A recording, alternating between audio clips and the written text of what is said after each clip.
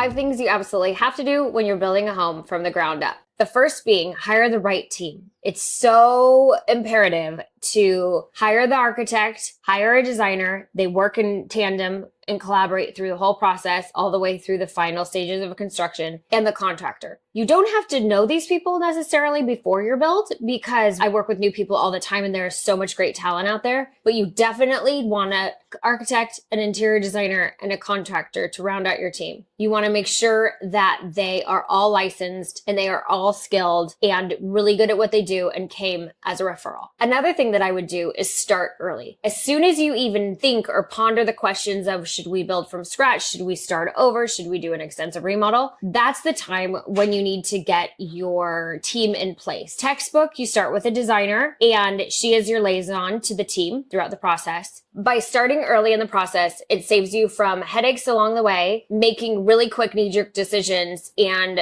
sometimes costing you a lot more money than if you would have started earlier. The third thing that I would really think about when you're building a house is do your homework. Check with your accountant. You want to make sure that you're getting any tax savings you can from remodeling to construction. There's quite a big difference and a lot of tax ramifications. The second part of doing your homework is the finances. Making sure that you have the finances in place and or know how you are going to be paying all the different people throughout your process. If you have an LLC, if it's coming out of its own home account, whatever it is, get that in place so you have a streamlined way forward once you do indeed start needing to pay your vendors. The third and kind of extra step of doing your homework would be to make sure a real estate professional in your area has come to your home to give you insight on the context of your build within the neighborhood. You want to make sure that you're not going to overbuild and you're meeting your own budgetary requirements for what people are expecting, say you put the house on the market. The fourth step is coming up with a budget. There's a YouTube video that you can click to understand the ins and outs of that and how I come up with a budget once I am your interior designer. But you really do need to have a framework to start with. Gone are the days of just winging it. You need to have a ballpark so you can share that with all members of your team at the very, very beginning. 5 is thinking about where you're going to live. Make sure you know where you're going to be living so you have all that in order and the length of time and duration is set so you're not hurrying the process, because we all know that that's not going to make the process go any quicker.